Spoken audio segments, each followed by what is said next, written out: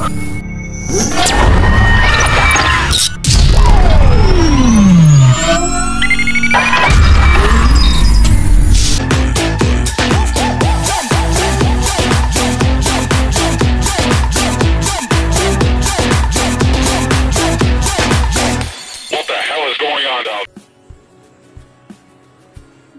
berbicara tentang saham. Nah, kata saham ini pastinya sudah tak asing lagi di telinga teman-teman sekalian. Ya, saham akrab dengan kata penanaman modal atau investasi. Jadi, saham ini dapat didefinisikan sebagai bukti penyertaan modal seseorang atau pihak terhadap suatu perusahaan atau perseroan terbatas. Dengan penyertaan modal ini, artinya kita memiliki hak klaim atas pendapatan perusahaan atas aset perusahaan tersebut. Misalnya nih, ketika kita memiliki saham sebesar 10% di suatu perusahaan, artinya kita memiliki hak klaim sebesar 10% atas perusahaan tersebut. Nah, adapun saat bermain saham, kita akan mendapatkan dua keuntungan, yaitu yang pertama dividen.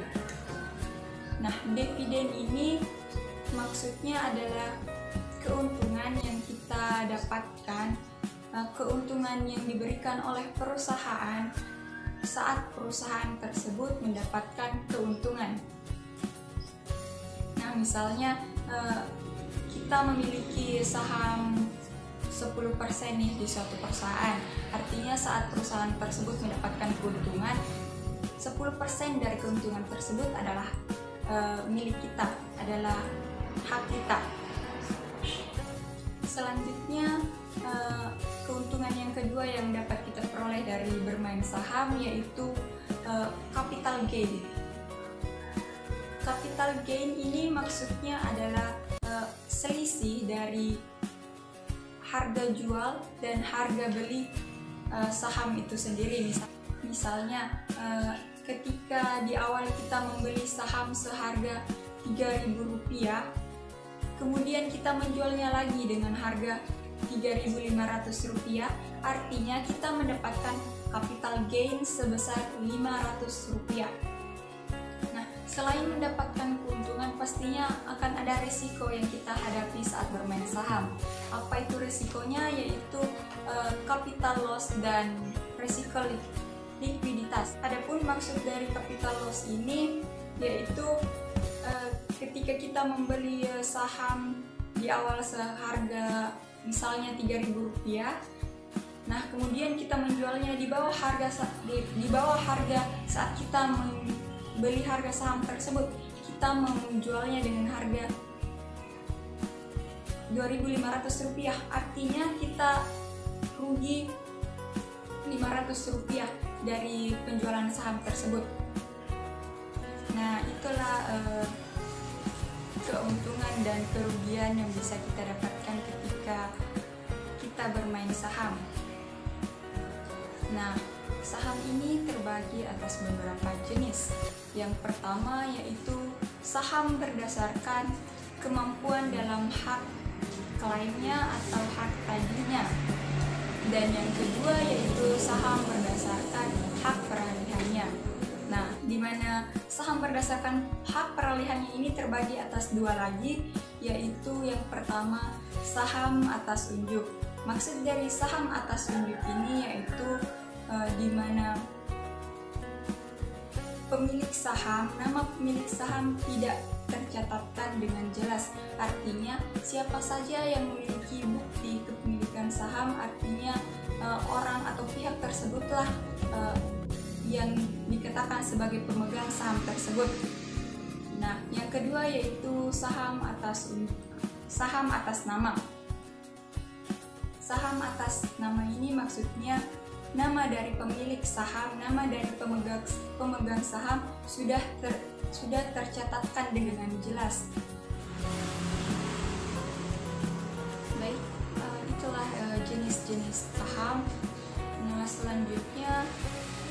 bagaimana sih harga saham itu bisa terbentuk?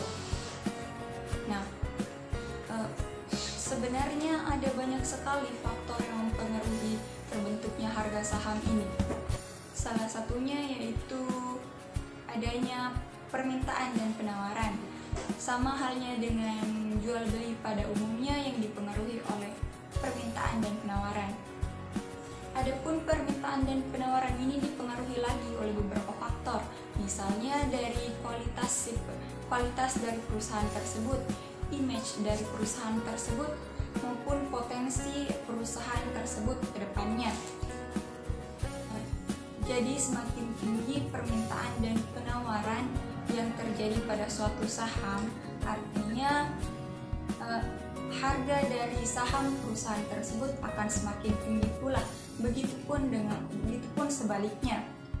Dari permintaan dan penawaran tersebutlah maka harga saham terbentuk. Nah, itulah sedikit tentang bagaimana harga saham itu terbentuk. Oke, kali ini saya akan membahas mengenai lembaga pemeringkat saham. Nah, sebelum kita mengarah ke lembaga pemeringkat saham, terlebih dahulu kita harus mengetahui apa maksud dari lembaga pemeringkat saham. Lembaga pemeringkat saham menurut Surat Edaran Bank Indonesia tahun 2011 adalah salah satu elemen atau unsur terpenting yang berperan dalam mendukung operasional suatu sistem keuangan, antara lain bantu terciptanya transparansi pasar keuangan yang mendorong investasi yang efisien yang dapat mendukung percepatan pertumbuhan ekonomi.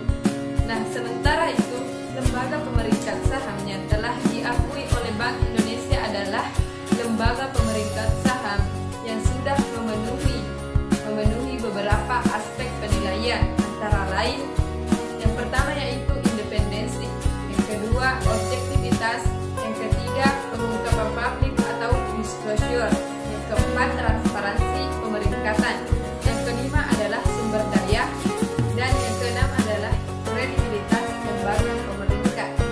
Kemudian lembaga yang telah memenuhi aspek penilaian sebagai lembaga pemeringkat yang diakui oleh Bank Indonesia antara lain yang pertama yaitu Fitch Rating, yang kedua Moody's Investor Service, yang ketiga yaitu Standard & Poor's, yang keempat PT Fitch Rating Indonesia, yang kelima yaitu PT Pemeringkat Efek Indonesia atau sering disebut dengan PEPINDO. Selanjutnya itu cara membeli saham. Adapun beberapa langkah untuk membeli saham. Yang pertama yaitu menentukan perusahaan sekuritas, di mana kita ketahui bahwa perusahaan sekuritas adalah perantara untuk menjual atau membeli saham dan membantu pembukaan rekening pada Bursa Efek Indonesia atau sering disingkat dengan BEI. Yang kedua yaitu membuat rekening dana nasabah. Adapun beberapa tahapan untuk membuat rekening dana nasabah. Yang pertama yaitu melengkapi dokumen-dokumen seperti kartu tanda pengenal atau sering disebut dengan KTP. Yang kedua ada kartu keluarga. Yang ketiga ada kartu tanda pelajar. Langkah selanjutnya yaitu memilih sekuritas, di mana sebelum kita memilih atau membeli saham, alangkah baiknya jika kita membeli saham yang telah mendapat pengawasan OJK atau Otoritas Jasa Keuangan. Yang ketiga yaitu mengisi formulir atau informasi-informasi yang telah ditentukan atau yang telah ditetapkan. Selanjutnya yaitu menyetor deposito awal minimal 100.000 sampai 3 juta pada rekening dana nasabah tersebut. Langkah yang ketiga yaitu memilih saham. Nah, untuk pemula bisa membeli saham blue chip, di mana saham blue chip adalah saham yang dimiliki oleh rekor yang baik. Keempat yaitu pantau pasar, di mana kita tidak lagi mengecek portofolio pada perusahaan tersebut, namun bisa mengecek melalui sosial media. Selain dari cara-cara yang saya sebutkan sebelumnya, ada lagi nih cara untuk mempermudah kalian untuk bertransaksi saham, yaitu melalui aplikasi Profits Anywhere. Selanjutnya yaitu perusahaan-perusahaan yang terkait saham. Nah, pastinya ada BEI atau Bursa Efek Indonesia itu sendiri, dan perusahaan-perusahaan lainnya yang terkait saham adalah perusahaan-perusahaan yang sudah go public atau terbuka.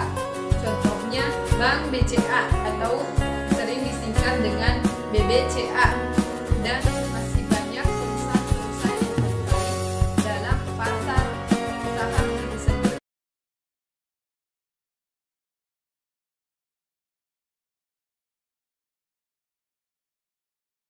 Baik, kali ini saya akan membahas mengenai aksi korporasi yang sangat baik bagi investor, yaitu buyback saham. Buyback adalah kegiatan emiten untuk mengurangi saham yang beredar atau outstanding share dengan membelinya melalui pasar reguler atau dengan menggunakan tender offer. Tahap yang dibeli dalam proses buyback akan berubah menjadi saham terseri. Nah, saham terseri akan kehilangan beberapa haknya, seperti hak menerima dividen, hak voting, dan lain-lain. Saham yang menjadi saham terseri stok bisa mendapatkan 3 perlakuan oleh perusahaan. Yang pertama, didiamkan. Yang kedua, dijual kembali, misalnya ke karyawan untuk program influence stock option. Yang ketiga, dihapus. Treasury stock juga tidak akan dihitung dalam outstanding share atau saham yang beredar. Biasanya, buyback dilakukan perusahaan karena merasa harga di pasar sudah under value dan perusahaan memiliki cash yang berlebih. Buyback juga bisa dilakukan untuk menekan penurunan harga, seperti yang terjadi beberapa waktu yang lalu. OJK mengeluarkan aturan untuk emiten dapat melakukan buyback tanpa mekanisme TOPS. Kegiatan buyback akan mengubah perhitungan rasio-rasio perusahaan seperti EPS, PR, ROA, dan lain-lain. Karena saham beredar atau outstanding share-nya berkurang menjadi lebih sedikit dan aset turun karena cash digunakan untuk buyback. Sehingga dengan kegiatan buyback ini rasio-rasio pun akan terlihat lebih bagus. Nah, rate keuntungan buyback juga ada kerugiannya bagi investor, di mana dengan alokasi cash untuk buyback, investor dapat berasumsi bahwa perusahaan tidak ingin melakukan pertumbuhan yang agresif ke depannya. Jadi, investor yang berharap pertumbuhan perusahaannya masih harus berpikir ulang bila melihat perusahaan melakukan buyback. Selain itu, perusahaan yang melakukan buyback juga mengalokasikan cashnya untuk digunakan untuk buyback. Di sisi lain, sebetulnya cash tersebut dapat dinikmati oleh investor dalam bentuk dividen. Tetapi kembali lagi, ini keputusan dari perusahaan mau mengalokasikan cashnya untuk digunakan kemana. Nah, contoh buyback. Bisa dilihat cashnya turun 100 juta karena digunakan untuk buyback. Asetnya juga turun 100 juta karena digunakan untuk buyback. Net income atau pendapatan tahunannya tetap. Outstanding share-nya berkurang 100 ribu menjadi treasury stock. Treasury stock seperti yang saya katakan di awal dapat didiamkan, dijual kembali, ataupun dapat dihapus. Di sini adalah bagian menarik di mana rasio ROA, EPS, PR akan naik karena outstanding share-nya berkurang. ROA dari awal 10% menjadi 12,5%. EPS-nya dari 50 menjadi 55,5 rupiah. PER-nya dari 20 kali menjadi 18 kali. Inilah mengapa sebetulnya buyback adalah aksi korporasi yang sangat menguntungkan bagi investor. Selanjutnya, saya akan membahas tentang stock split. Dulu di tahun 2017, harga saham BRI itu ada di angka Rp15.000-an. Sementara di bulan Juli 2020 harga saham BRI itu ada di angka Rp3.000-an. Mungkin ada yang bertanya mengapa bisa turun, apakah harga saham jatuh? Sebenarnya tidak. Harga sahamnya turun bukan karena rugi, tetapi karena BRI itu melakukan stock split. Singkatnya, stock split adalah memecah lembar saham. Misalnya, ada satu lembar saham yang harganya 10.000 dipecah menjadi 10 lembar dan masing-masing harganya menjadi Rp1.000. Umumnya perusahaan melakukan stock split karena perusahaan merasa harga sahamnya terlalu tinggi sehingga transaksi sahamnya dinilai kurang menarik para investor. Contohnya bisa kita lihat harga BCA Rp30.000. Nah, BCA akan melakukan stock split 1:5. Jadi cara hitungnya yaitu sebelum stock split Rp30.000 per lembar. Setelah stock split Rp30.000 dibagi 5 yaitu Rp6.000. Nah, nanti jika harga BCA udah jadi Rp6.000, kita bisa beli satu lot BCA yaitu Rp6.000 dikali 100 yaitu Rp300.000, dibanding sebelum stock split yaitu Rp30.000 dikali 100 yaitu Rp3 juta. Dengan modal Rp600.000 kita bisa membeli satu lot BCA yang harganya jauh lebih terjangkau dibanding dengan sebelum stock split yaitu harganya Rp3 juta untuk bisa membeli satu lot BCA. Dengan harga yang lebih terjangkau, lebih murah, partisipasi para investor retail bisa bertambah. Karena hal tersebut, makanya keputusan stock split ini yaitu sering dinilai sebagai hal positif di mata investor. Tetapi diberlakukannya stock split ini tidak menjamin saham yang bersangkutan bakal naik.